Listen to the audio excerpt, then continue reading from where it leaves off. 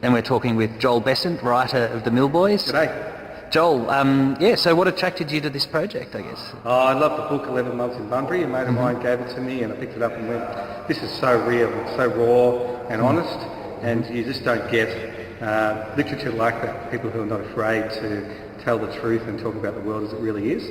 So I love that book, and I've been looking for something for a couple of years to develop a play out of, and I went, this is it. So I tracked the bloke down, James Ricks, who wrote the book, and said to him, I want to turn it into a play, showed him a couple of drafts, and away we go. And I guess what do you think people will take out of the play? I think they'll love the honesty of the characters, and also just the Australianness of the humour, and also the frankness of the way that people talk in the play.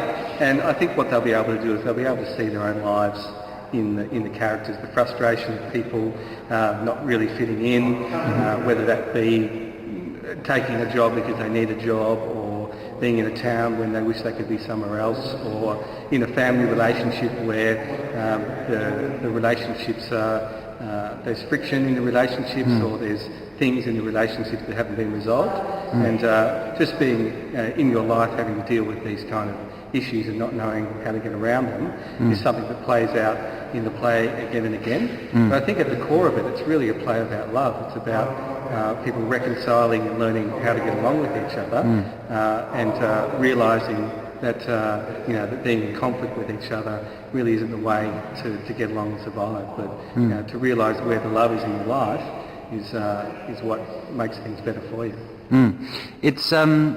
It's material that we don't see, I guess, on stage. Often is it sort of, we're talking about people in sort of timber communities. These people face a lot of pressures, don't they? They're sort of being hit from all sides, politicians wanting to, threaten their way of life, particularly with, in the new economy.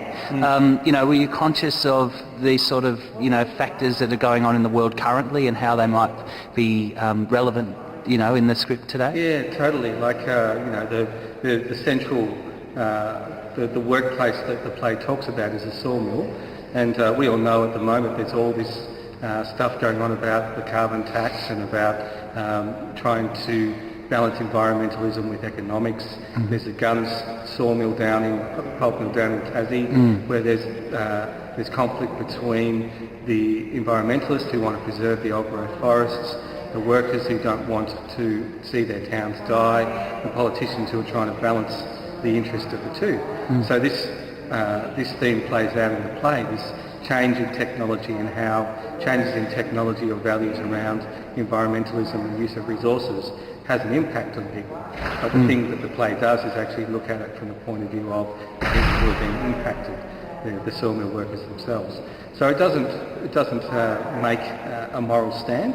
It shows the competing worldviews of people, and where people may be right and wrong is up to the audience to decide what they think of the values and the way that's put across. Yeah, I think that's really important, isn't it? I mean, we're sort of, I guess, not wanting to preach to people, or it's not a polemic in any way. No. No. It's the worldviews of the people who probably don't get their lives put on the stage that often. I think what I'm trying to do is, to put a working class, a contemporary working class play on the stage, and not to make it Henry Lawson. I'm not trying to go back 100 years, but to show where people are at in this day and age, here and now. So if you were to, for example, go down to Tassie and go down to the communities where this issue is going on with the pulp mill, this is a play based on the lives of people here and now who are going through these things right now.